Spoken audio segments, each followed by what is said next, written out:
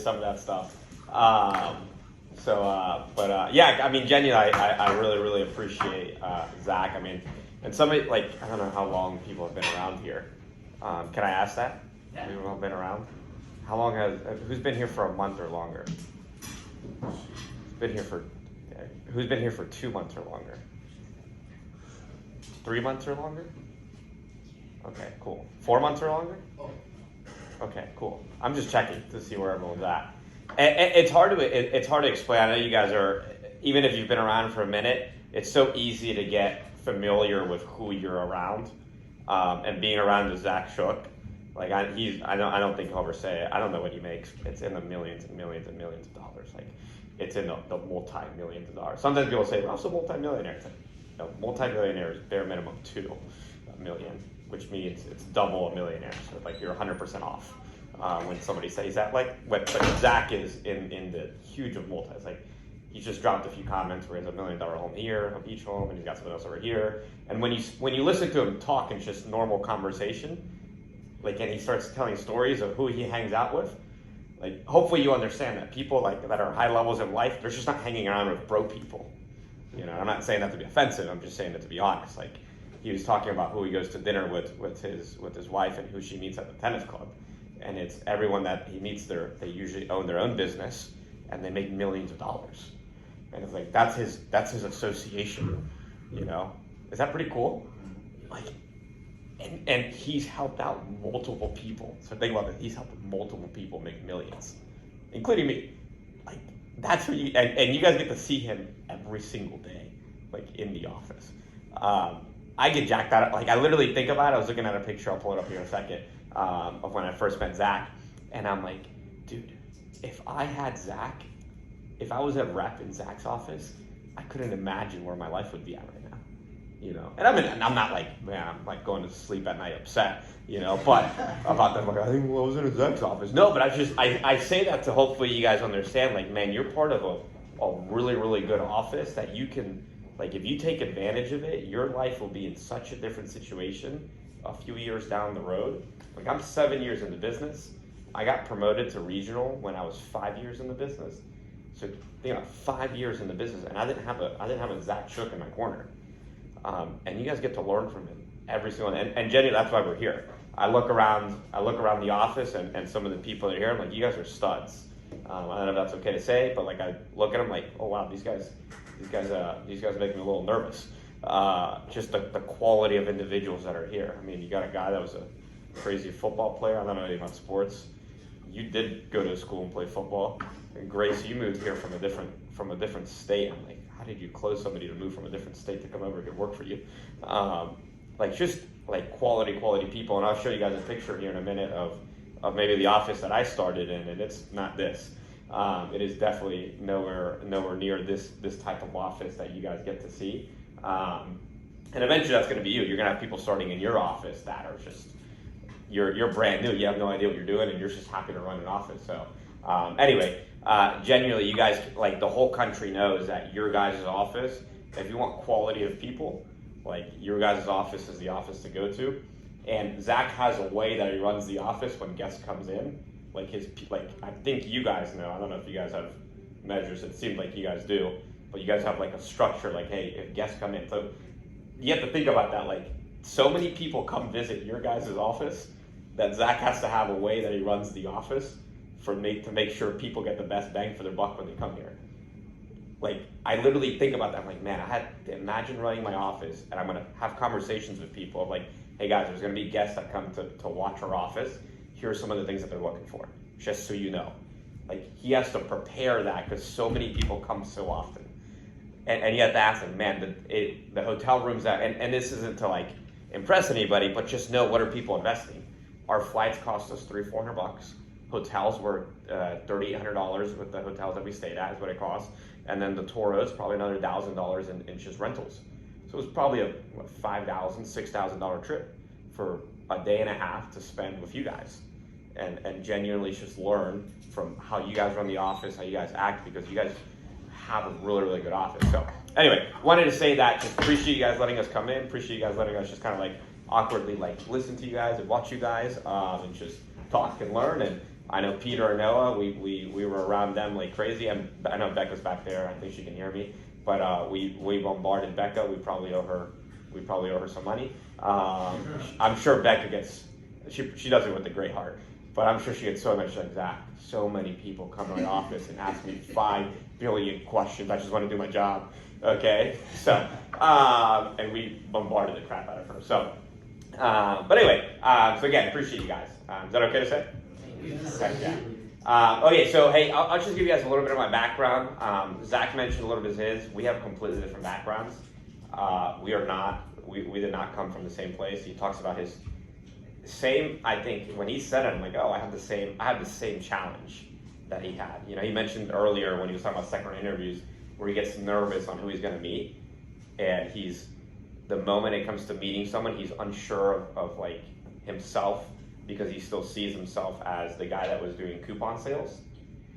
Like, I still have the exact same thing. When he brings me up, I'm like, that just sounds weird. Like, I still look at myself as, hey, when I was 18, 19, 20 years old. Like, I still look at myself as the little idiot kid that I was. So, and backstory on that, like, hey, who here went to college? Who here graduated from college? Holy shit. A lot of you guys. Okay. I graduated from high school with a 1.9 GPA.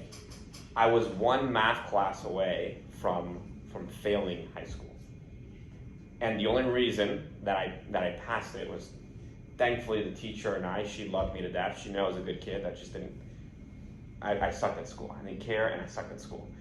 And she wanted to make sure I passed. Like, Raff, all you need is a D, and I'm going to do my best to make sure that you pass. I literally passed high school because I got 1 D in 1 math class. If it wasn't for that, I would have failed. So, like, just fathom that. Some of you guys went to actual colleges and actually, majority of you guys graduated from a college. You guys were on trajectory, better to do in life than I was. Because I'm sure you guys all heard the saying of, hey, go to school, get good grades, and then what? Get a good job. Okay. Now, was it pretty like? Did you guys all have it in your school? Like, it was probably normal that, hey, if you didn't go to college, you were going to fail at life. Is that pretty like a well-known thing? Yes, sir. Yeah. Heck yeah. I was labeled by school like, hey, Raff, you're going to fail at life because you're not good at school. And there was a part of me that believed that, like, hey, I'm just an idiot. I'm not as good as all these other people. And sometimes what was bad is when I did try in school and other people did better and they didn't try. And I'm like, gosh dang it, I hate this school thing. Because I would see people that didn't try and they did well. And then if I would try for a week or two, and then I still didn't understand anything and I still sucked, okay? School just wasn't my thing. I went to college for 1 year, and I just donated money. I read the book that he's talking about here, Rich Dad, Poor Dad. I read the book when I was 19 years old. It changed my life. I had a very entrepreneurial spirit, and I read the book, and I'm like, cool, why don't I go to college? And I dropped out as soon as I read that book, okay? Which is I would say a strength and that I had in myself is just the ability to make a commitment and a decision on anything that I have a thought on that I think is good. Like, think about that. I read a book. The whole world told me to go to college. I read one book, and I said, well, this makes a lot of sense. I'm not going to go to college anymore, and I dropped out, okay? My family's from Ecuador. And you here have, I don't see too many foreigners here, okay? That's not bad, I don't see a lot of foreigners here. But like foreigners, my parents came to this country for one reason, okay? And why do foreigners come to this country? Opportunity, okay? They come here for them to have a better opportunity and for their kids to have a better opportunity, all right? I got a background in family members that are full of doctors. My dad was going to medical school when he was in Ecuador. He was about 4 years in. Some stuff happened, but they said, hey, let's move to the United States where we will have a better life and our kids that we have in the future will have a better life, okay? And their whole thing was, hey, we want you to go to school and get good grades and then you can get a good job. And man, if you could see my mom when I dropped out of college, I mean, if you could see her me growing up, I could see it in her eyes, the disappointment at how much I sucked at school, okay? Because I was just so bad. And it was just so, like, I just suck. I don't know what to tell you. She would compare me to other kids. That was the one thing that I didn't like growing up. My parents did a phenomenal job at raising me, I think, when I compare it to other people. But the one thing that I'm like, it always like stung. They compared me to other kids that were so smart.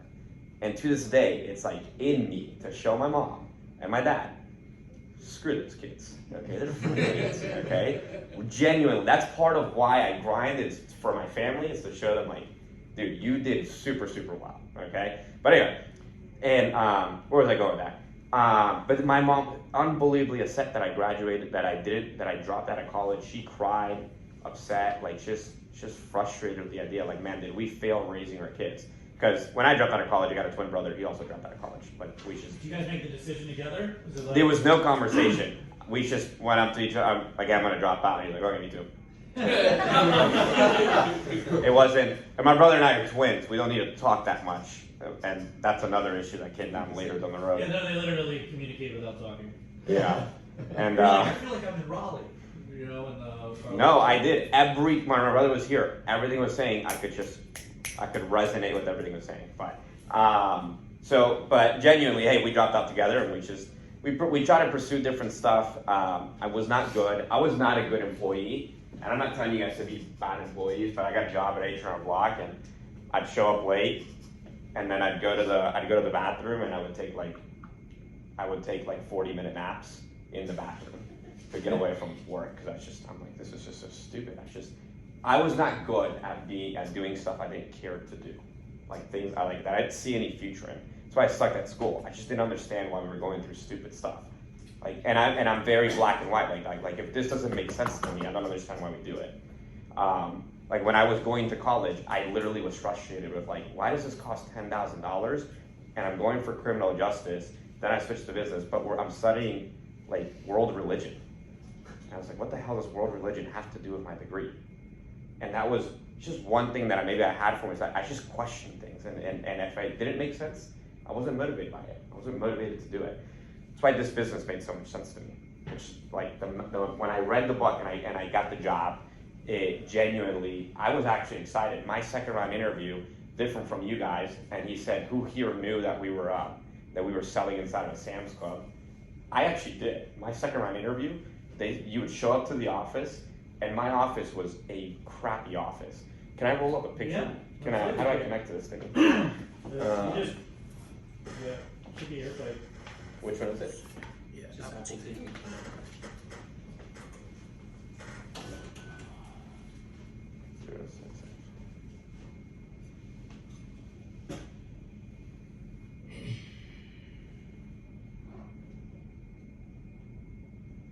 This is a picture of a small picture of the crew. But you guys can kind of see the carpet, kind of see the crappy whiteboard that nobody could afford, that we could afford a decent one. And it was like a sketchy looking office. You guys Is this the office you were in, or the office that you started? I started in as a rep. Yep. So on that baby face. What's up? Zoom in on that baby face. Let's see it. So you guys know where you go to go to like a little strip mall, and there's like a tattoo place and then a haircut place that's super shady, and maybe like a hookah lounge, and they sell stuff. You guys know those little plazas that are just run down? You guys know what I'm talking about? Yeah. Okay, that was where the office was at. It was next to a tattoo parlor, and if this was this was the entrance to the tattoo parlor, there'd be this side door. They would go in, and it'd be stairs that would creep up.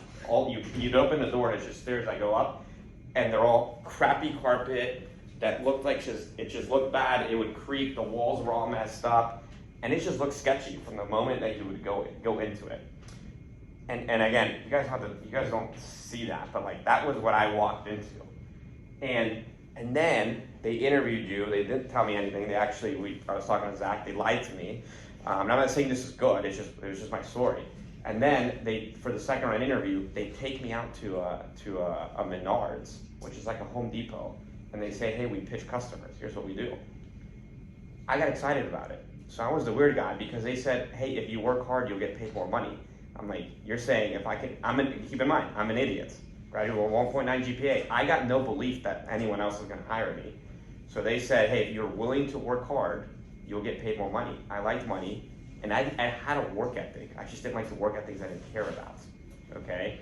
So I took the job, went through the management training program in about 6 months, and here's a picture of the first time that I met Zach. I think Zach's seen the picture one at a time. Yeah. And guy, I mean, you guys are all, like, if you just want to look at yourselves for one quick second, and I looked at everyone in the crowd. One, I'm wearing an oversized suit, I'm wearing an oversized pants from Walmart, and I'm wearing $20 Walmart shoes. When I went, and I've seen some of you guys, what you guys are wearing, you guys are all significantly better dressed than I was when I was a rep in the office, okay? And I didn't have money. The money that you guys make now is significantly better than when I made as a rep. The opportunity is significantly better, but I was just jacked about the idea. And man, there's so many stories that I can go into. Zach was actually one of my favorite speakers. I tell him to this day. Like, he motivates me probably more than anyone. Genuinely, it's just the way that he carries himself, the way that he communicates, super, super good. But these $20 shoes, I run them down until I was an owner, until they had a hole in them. And it's not compliant, but I'd go to the store and you could like see my toe. Because I just didn't want to waste any money on more shoes. I'm like, no, I'm gonna wear these shoes, man. And to the point where they were like ripping apart, and I'm like, I had to get new shoes. Okay, so anyway, so just thought I'd share that with you guys. Give me one sec. Okay, and I guess the reason I really wanted to point that picture up is hopefully you guys understand the value of mentorship and getting actual coaching from someone who knows what they're doing. And I almost everybody here went to school. Can some of you guys shout out what it cost you to go to school? $240K. Okay. 150. Can I draw on this? Yeah, of course you can. So 240K. And if you got scholarships, the money came from somewhere, so it's just the value of what it was. Okay. What else? 150. 150? Sir. Jeez. For 2 years, I had 10,000. 10,000. What else? You guys don't have to be shy. It's okay. You guys all went to college. I had a scholarship, but it was $280 for 4 years.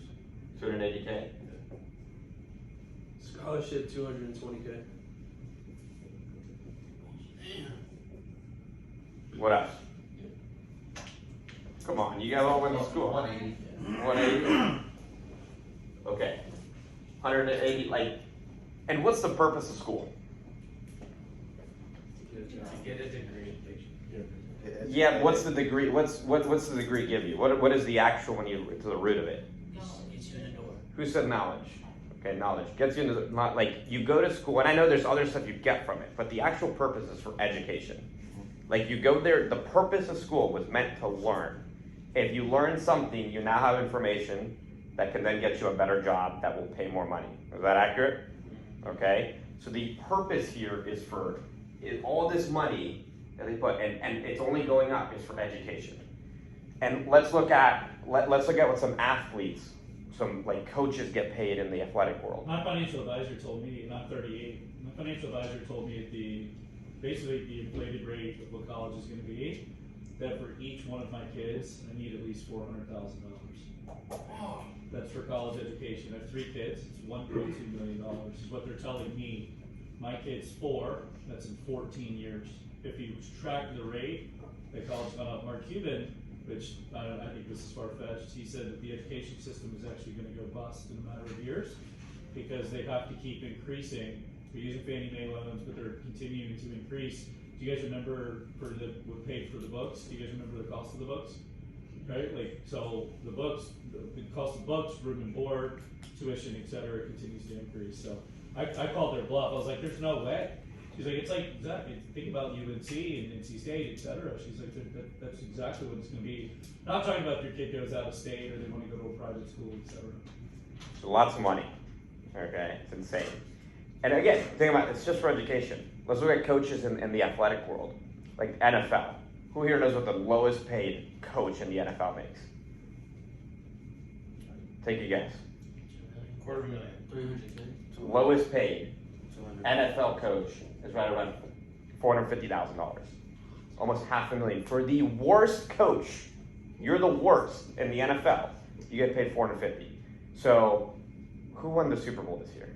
Chiefs. Chiefs. I don't know what that guy made.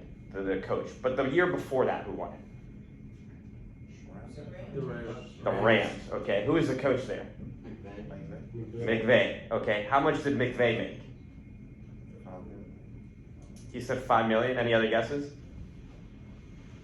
I think he had a really big contract. What's up? He had a really big contract. He had a big. So he made Big contract. $12 million for being the coach that won the Super Bowl. Okay, and look, when he says there's other stuff. He's gonna make more money than the $12 million because of who he is, what he's associated with. But to coach the team, he made $12 million. What does a coach do? They're feeding into them. They're teaching them how to play the game. Look at what the value is for that, to learn how to do it. And if you look at, and then you dissect it even more, the highest paying profession that you can get is what? If you go to college. Doctor, lawyer. Doctor, lawyer. What does a doctor, lawyer get paid? About 200K. Anyone else? If you're a road trip, you don't have to talk. Love you guys. Okay. Okay. I want you guys, look, it's over here, and I don't know, Zach, if it's okay for me to say this, I love you guys, but I rip my reps, new ones, when they don't talk. I'm not gonna rip you guys when they want, but like, here's why. If Zach talks and asks me a question, I'm like, yes, sir. And he saw me. If he was on a phone call, I'd like creep in the room, can I come in? And be like, when he was like, and the moment he would open his door, I'm kind of just like, just walking around. And I just wanted to listen. And if he asked anything, I'm like, yes, sir. Okay. It's okay to talk when questions are asked because you're allowed to be confident with it. Is that okay to say? Like you will stand out way more when you just put yourself out there. Okay. So don't be afraid to do that. It'll make you better. Anyway, what was I saying? Lawyer, doctor, what do they make? Lawyer, doctor, what do they make? Just say guesses. If you're wrong, it's okay. Lawyer, about 80 grand. Lawyer, 80 grand. What else? 500K if you're a really good doctor. The average doctor coming out of medical school makes right around $225. $225 coming right out of medical school. Which is what, 32 years old? Yes. So look at what he had to do. He had 8 years. The average tuition is $10,000 a semester. It's $20,000 a year. 8 years of schooling. You're looking at $160,000 that the individual invested. And then they got 4 years of residency, which is getting coached by another doctor to then learn how to actually apply what he's just learned for 8 years. And then after that residency, okay, he's making $225,000 a year. So, and all of it, okay, all of that came from, the investment came from coaching. And this is what messed me up about here. Robert Kiyosaki talks about it in his book, right? Is finding someone that can actually teach you how to make this type of money. Does everybody here get a paycheck on Friday? Is everybody here learning how to eventually become a manager? Yes. You're getting paid to learn. It's so backwards. It's so backwards that we get paid to learn. But like, if you look at it, and the picture's not up there, to some extent, I got paid and Zach helped me become a millionaire. Like, what, it doesn't, I didn't spend one penny.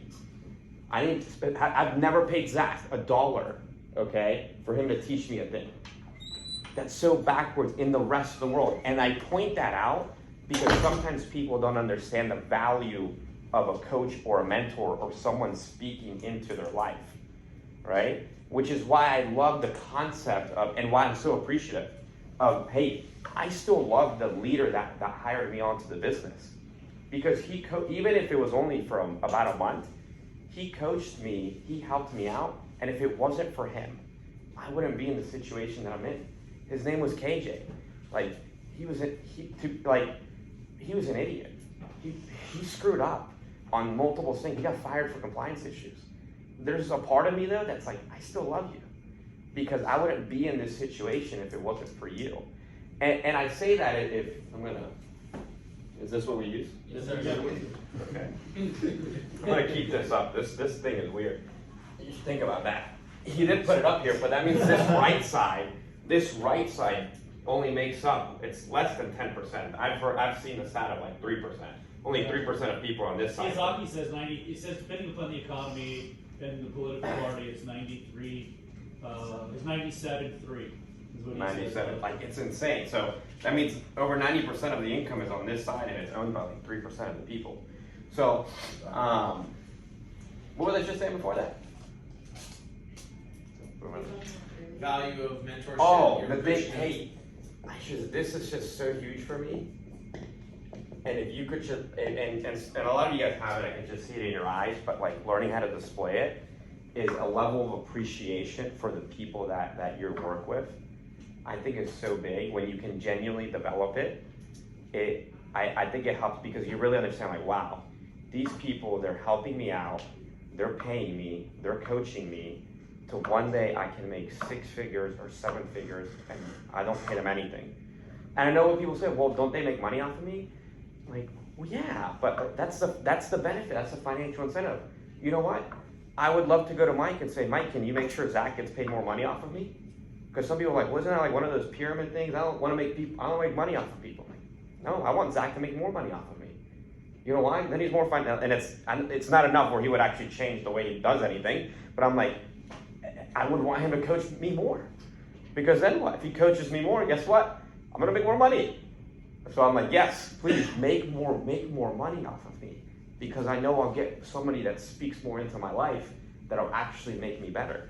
So again, big thing that it was for me is just a level of appreciation for the opportunity, really for the people that are actually helping you out.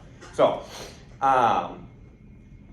okay, and I'm gonna draw some more stuff out. But You can erase all of that. okay.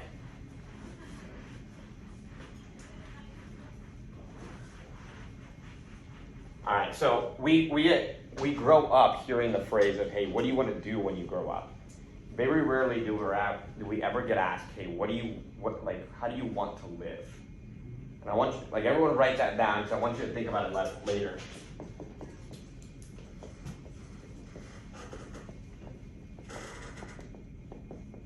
How do you want to like actually live? Like, what kind of lifestyle is it that you want?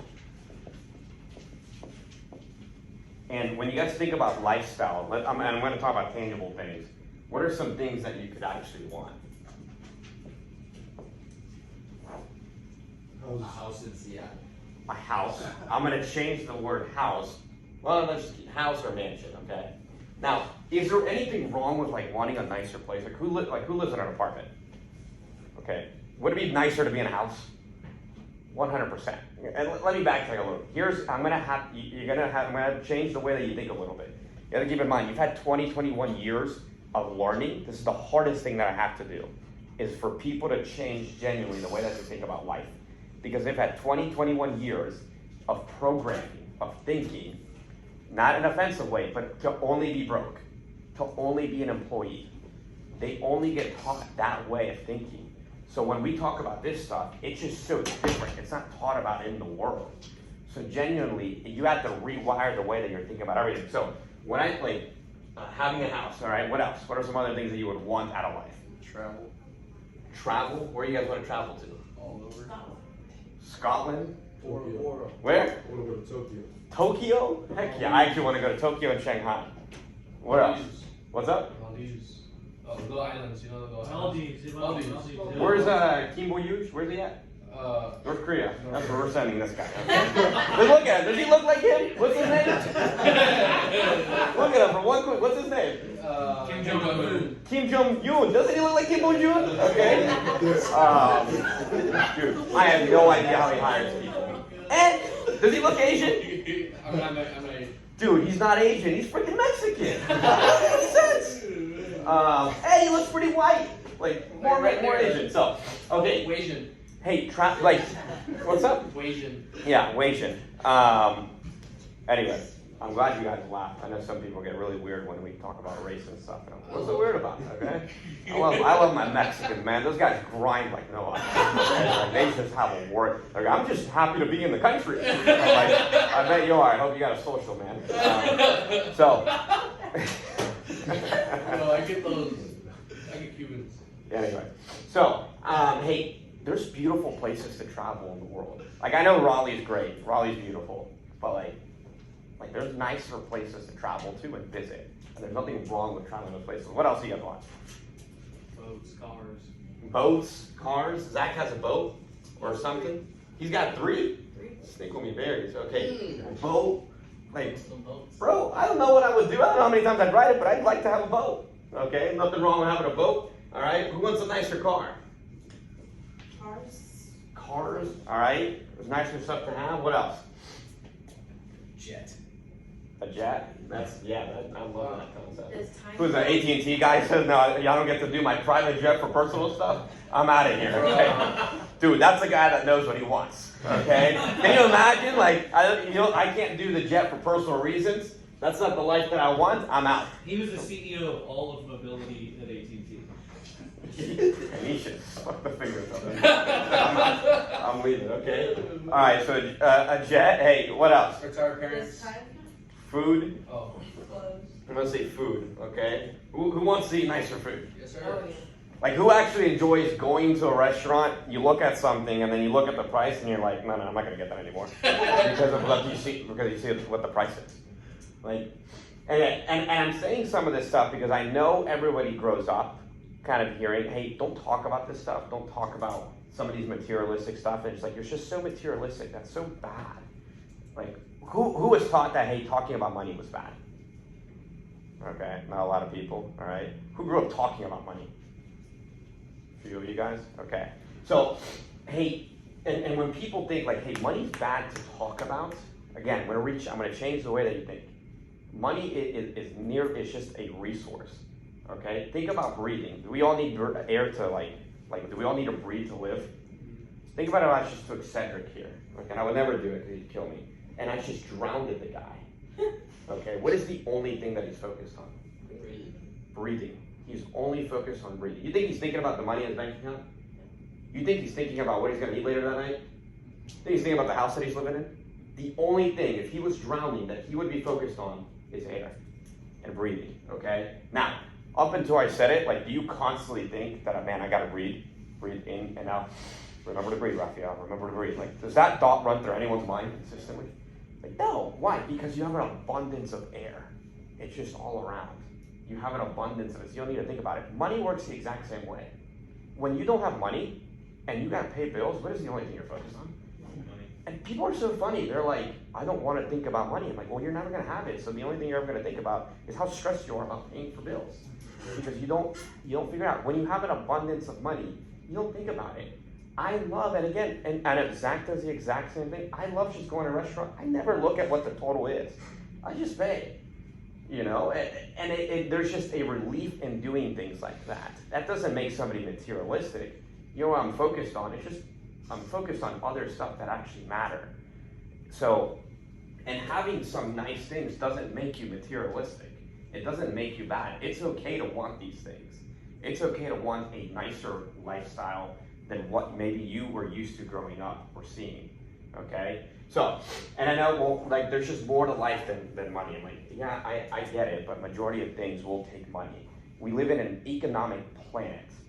We have, like, there has to be some level of focus on it.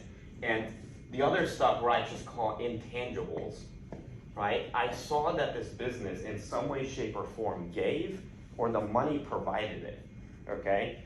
And somebody said it earlier, hey, there's a level of freedom. Zach kind of touched on it with the business systems. There's a level of freedom, and then there's I know, like, I love this aspect of it, but hey, there's the team environment of it. Who played sports growing up? Okay, a good amount of you. Like, who liked that locker room feeling? Bro, you just love that. And I know if you guys come visit my office, it's like Wolf of Wall Street, the legal version. There's no drugs or anything. But there's like Cedric, I think you've been there. And who else has been there? No one. Zach's been there. Is it a little Wolf of Wall Street? Yes. Zach remembers from the door-to-door. Zach did it in the door-to-door days, probably. Yeah. Okay, but it's like a locker room feeling where like everyone's just a bro, and man, you're trying to win at something. You're trying to win. Like, now for me, it's having an organization. Like, I love coming to Raleigh, and I get so jacked when I get off the airport, and I just see a Myra, a Deja, a Twaddle, and I'm jumping, I'm yelling out of the top of my lungs like, Twaddle! And I'm jumping on him, okay, like hugging him to death, because I love the guy. and I just love the people that I actually work with. I couldn't see that anywhere else of having a team environment. And some people go, well, you make money off of them. I'm like, yeah, but I'm not looking at Todd and saying, how much money am I making off of you? Okay? Like, it's just a relationship, and now I have so many people that I'm tied into. And there's another aspect to it, is like, hey, actually feeling like you have a purpose, right? Who knows what a midlife crisis is? Okay, what's the average age of a midlife crisis? 40. It's 40 to 50. I think it's like 47. Is the average. I can't make this up. I'm going to Lake Tahoe for my buddy's 40th birthday. I can't make this. I could show you this group text that I'm on right now. And literally, hey, just booked my flights. Man, I would think I'm flying to Tokyo with these fucking prices. We're all going to Lake Tahoe for my buddy's 40th. Just gonna grab water. Sorry. Yeah, and my buddy that turned 40, he's like, I love it, man. Can't wait to see you all. These are my college buddies, right? And they're good dudes. But we're 38. He's turning 40. I'm turning 39 because he's a year older. And he's like, what are you flying, Zach? Private, you motherfucker. The other guy goes, don't be so cheap, man. Zach will pay for your flight. And then says, my buddy John, who's turning 40, he goes, think about how I feel, guys. I did it. I quit my fucking job. I hate selling insurance. 40? How old? 40? He's 40. He He's turning quit? 40. He quit his job. And my buddy Donnie, who's in medical device sales, who actually does well. I mean, he does pretty decent. He goes, holy shit, man. I'm thinking about doing the same thing. I'm tired of this shit, the fucking rat race. Rat race. I'm not sure where I would go, but I feel like it's coming to an end. My buddy John, who's turning 40, goes, everything does, Donnie. I can't make this up. I will show you all. I will show you all. I'll share it. He goes, we're about a year from an IPO. Do you know what that means? It's basically a merger, right? They're going to sell. He goes, and still this company's giving me zero equity. I'm not wasting my time anymore lining someone else's pockets. I will give you this text chain. This is fucking weird that we're talking about it. Like, these are my buddies. These are my college roommates, my fraternity brothers, and we're all going out to Lake Tahoe for my buddy's 40th. And he quit his job, and literally I go, no shit, JK, good for you, buddy. Right? And I feel so bad because, like, I can't relate. We were like the best. We all four lived together for years, right? And it's weird because I'm living what he's talking about. I gotta go run this call, but man. Sorry. I can't wait to see it. That's what a midlife is. You want to start over. You want to redo things. My dad went out and bought a Harley Davidson. I didn't even know my dad could drive a motorcycle. He grew a goatee and bought a Harley. I was like, Dad, what are you doing? He's like, I always wanted a motorcycle. I was like, I don't think you can afford it. So anyway, it's fine. Okay. So, anyway. Hey, midlife crisis. When you look it up, it's people realize that they've spent so much time in their life doing something that they don't care about. They've spent so much time in their life doing something that they don't care about. That means they're 40-something years old, and at that age, they finally realize, man, I've wasted all my years. They're stressing out about where their life situation is. I know you guys look at Zach, but does he look like he's gonna have a midlife crisis anytime soon? No. I asked him, like, why do you still run an office, bro? And he's like, I enjoy it. I'm like, you're crazy. He doesn't have to keep running an office, and he does, and obviously he takes the vacations when he just wants to go, and his weekends are crazy, and then some of the vacations he actually takes are insane. But like, you know what I saw with the business? Dude, I just had an actual purpose. I was actually doing something with my life that I cared about. I was actually helping other people out. And I'll kind of wrap it up with this, but and I know I talk I know I talk a lot about money, but hey, it's because money is just such an important thing in life. You know what I love? Zach kind of mentioned it. One of our org, what they're kind of known for is some of the powerhouses of guys that sell. And for me, I just gauge it by how much money is saved. The average owner in our organization, I think it's either 80 or 90. It fluctuates. $80,000 or $90,000 saved up. You know what I love? Like, bro, I got 52 owners in the org. The average person in that organization has around $80,000 saved up in the bank. That's my average, friend. And I just love the idea of being one of the guys that helped them out. And I love how making sure that, hey, their life situation is just better. It's a better life situation. Zach, he just walked out a little bit ago, but you know, he was able to retire. He had a kid a few years ago. He was able to retire his wife, where she doesn't have to work a job anymore. That's it. Okay. Are you upset that Alex doesn't work a job anymore? I'm not upset. Are you upset that she gets to raise Asher versus the school system? I'm not upset. Okay. I'm Look, and Zach's in the same thing, but I can go story after story after story. Miho, how old are you? 21. How much money do you have in the bank? Right now I think it dropped like to like 60K. He's got 60 grand in the bank. He's 21 years old. Are you taking your family? You're paying for your family to come to R&R? Every single one. My parents, my girlfriend, her sister. My brother's paying for his own shit, but what's it called? He's paying for his wife. You know what I mean? Like that's. I love that. I personally love that. Like the reason I got money saved up in the bank, part of it is because I don't spend any money on any personal stuff. But you know what? I love hearing stories within the org of guys that crushed it, that they're absolutely crushing it, and you know what? They get to live a significant better life because of it. I think it's like 6 first generations that I have that are outside deals have over $100,000 saved up in the bank. Again, and maybe that's just one weird way of measuring it, but for me, hey, purpose, the way that I win is like, I love watching guys on the actual team win. Okay, not that money is everything, but it is a metric to some extent. And guess what? They're all great dudes. Like they're some of my best friends in the world, and I enjoy doing life with people that are some of my best friends.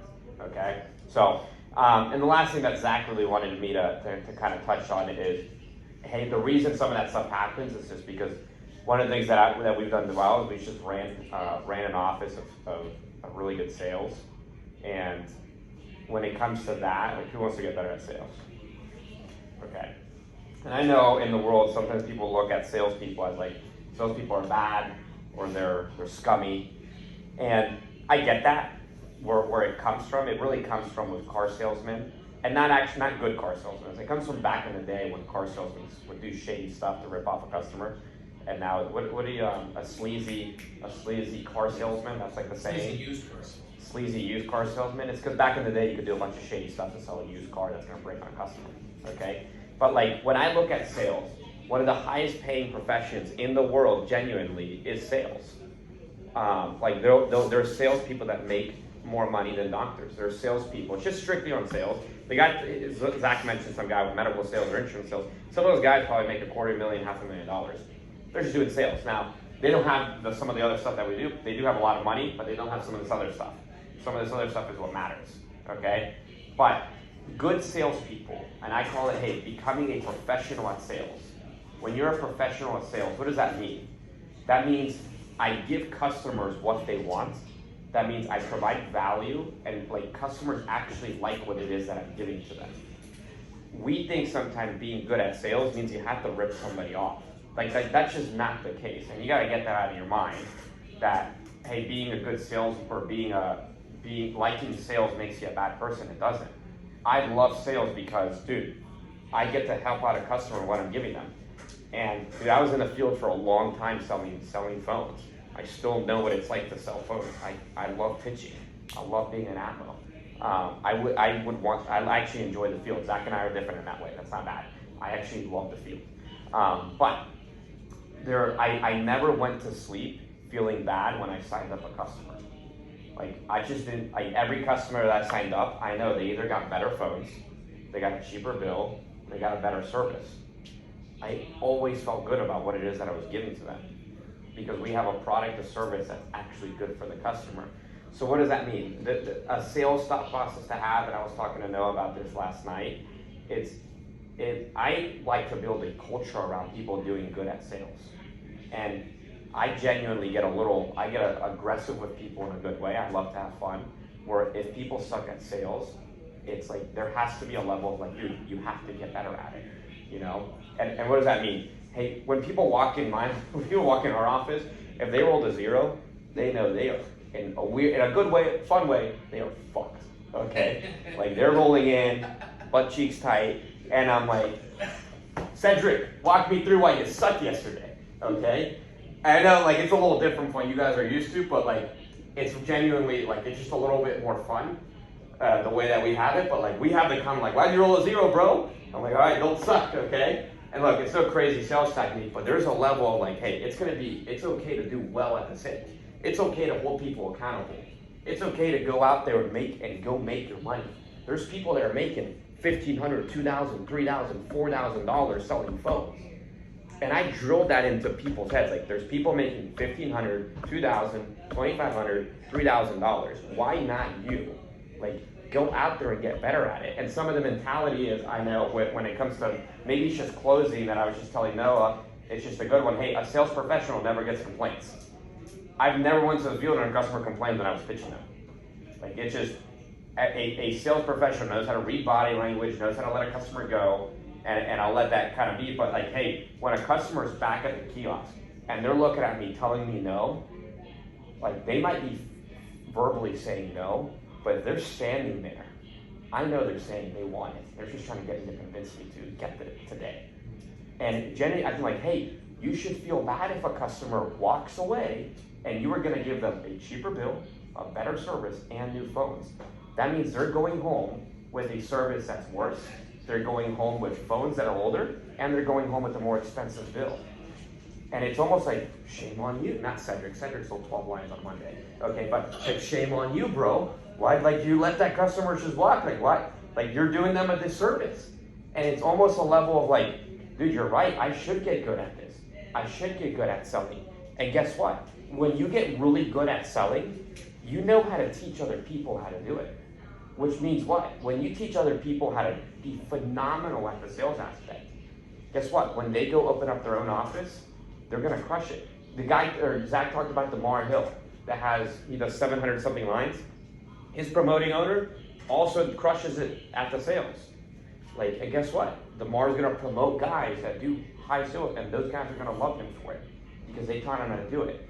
So it's learning, hey, I gotta have an okay thing with me being really, really good at this sales portion of the job so that I can teach other people how to do it. And genuinely, that's like how I felt. I wanted to be good at selling so I could teach other people how to do well at it. And if they didn't do well at it, like, dude, that was kind of my fault. And the way that I looked at it is, man, shame on me for not being good at teaching this other person how to do it. Okay, so I became obsessed with getting good at that sales aspect. I think I was telling Noah, not being obsessed with the sales is like playing basketball and you're not obsessed with like shooting the ball. Like, you have to shoot the ball to make a score. Is that what you call it? Sorry, I don't know sports. Okay. You have to throw your shot, and you have to talk about the game. Like, the team has to talk about it every single day. If you're playing basketball, you don't just avoid the topic of basketball. You actually talk about it. Same thing with sales. It has to be talked about consistently, and people have to hold each other accountable. And the leadership is the people that hold each other accountable to perform. And we have a saying like our office, like, hey, no zeros, bare minimum, 1 app a day. Okay, you could say that, 1 customer a day. No zeros, 1 customer a day. And it's like this mentality of like, dude, I'm going to do whatever it takes. You guys can ask Noah for more. Not lying, not being out of character, not screwing over a customer. That's not good. But I'm gonna do whatever it takes, whatever I gotta do to work and get my customer. I'm going to do that. I'm going to perform. It is a duty. It is my obligation. It is my responsibility to make sure that I get on the board. Why? And again, I just look at it from an extreme. I'm like, dude, I'm trying to get promoted. I'm trying to build a team. I'm trying to be a good example for the people that are going to be on my team. And I don't want anyone to look past me for a good example. I don't want anyone to have to look past me, okay, for how they have to do the job. I'm like, I just care about people so much that I'm just gonna do so well so that people can just say, I got a great example to look at. And when you're a great example to look at, like, people will just naturally follow and want to do what you're doing because you're a good example. So, anyway, Peter, I know I've been running long. That's what I got. If you guys want to have enough questions, it's late. Let them all go.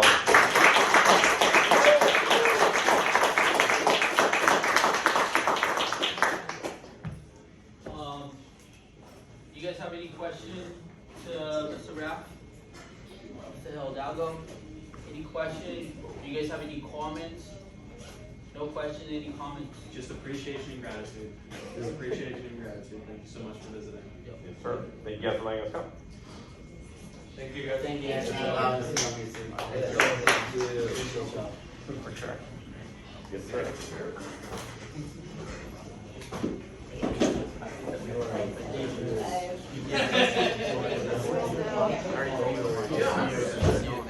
What's that? Yeah, for the caucus. Yeah. Everybody was going to Appreciate Of course, buddy. Have a good one. Was that? Every scorecard, that's all you see is the one. It was great.